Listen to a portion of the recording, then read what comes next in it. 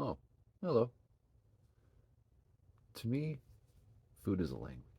And when it's understood and when it's spoken right, it's something more.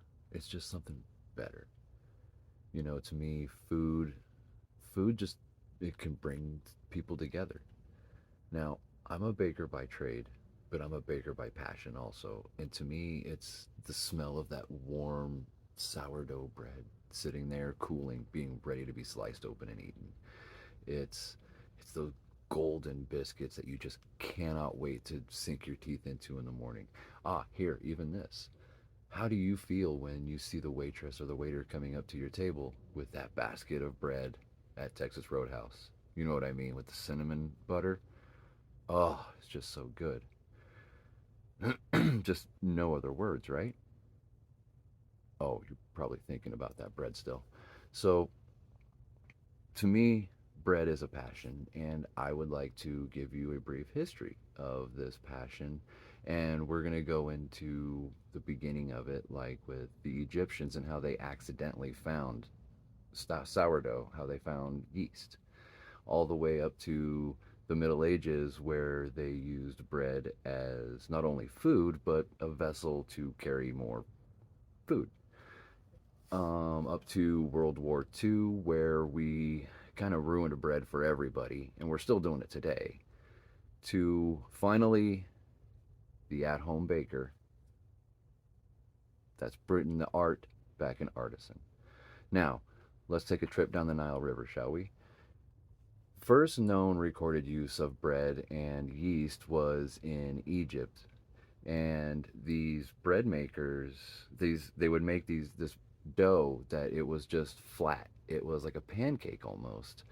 And when it was baked, it was sustainable. They added grains, they added honey, they added nuts to it to make it sustainable. It was a flat dough, is all it was. And it wasn't until supposedly this Egyptian bread maker accidentally left a couple of globs in a clay pot out in the sun. And when he returned, they were bubbling, they were alive. To quote Robert Stephen Bianchi from The Basic Food, when the Egyptians discovered yeast, bakeries popped up all up and down the Nile River. Bread became so vast and so widely used that they were even using it as payment for, from employers to employees. Another quote from The Basic Food was that through the Greek and the Roman Empire, Egypt was considered to be the breadbasket of the world. Now, Egypt may have been creating breads like you wouldn't believe, but it wasn't until the Middle Ages where bread really began to take its shape. And by shape, I mean where you got things like the baguette, the batard, and the boule. Bakers were finding out that you can manipulate dough and bake it in things, and it will look like those things. Another thing that I found out was that bread was also put into social classes. And by that, I mean you had your rich and your wealthy, they ate more of your white and your wheat breads. They were more bountiful, they were plentiful, they were heartier breads. And your working and your poorer class had more of like your oat and your rye breads. They weren't as bad, they weren't as great though either. A quote from Bread in the Middle Ages, a feature from the medievalist.net. Bread was not just used for food. Oftentimes, people in the Middle Ages used food as a vessel to carry more food. They used them as plates, such as they were also called trenchers. And what this trencher was is it was just this thick slice of bread that was cut and used as a plate.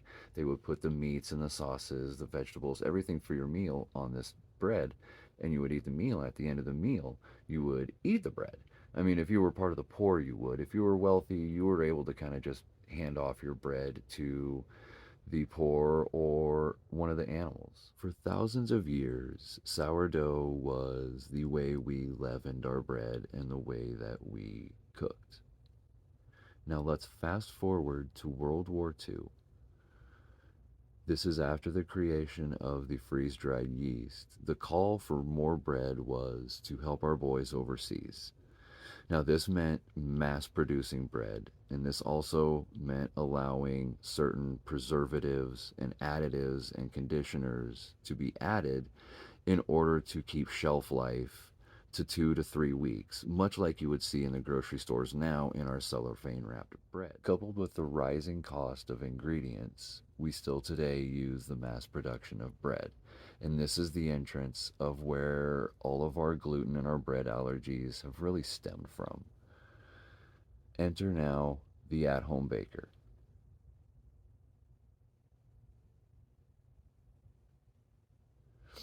This is where my passion really starts to take off because to me, this is where bread should have been. You know, it is 4 simple ingredients. It is flour, water, salt, and yeast. And that is it. After that, it is basically just the love of the baker. It is the way the bread is made, it's how it's leavened, it's how it's cooked.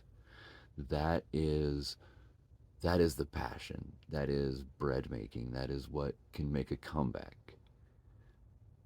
All right. So, we've gone from the Egyptians accidentally finding yeast to the Middle Ages where they used bread for plates, and then World War II, which was our downward spiral into all of our food allergies, into now where the at home baker puts sweat, blood, and tears, not literally, into their bread. The at home baker is putting the art back in artisan. But can they bring down big bread? Probably not. But the next time you see that $10 loaf of sourdough sitting there, you can bet your buns that the baker that made that put a lot of passion and a lot of time. And it probably tastes way better, and I guarantee you it's better for you. So give it a shot. I guarantee you're going to enjoy it. Thank you.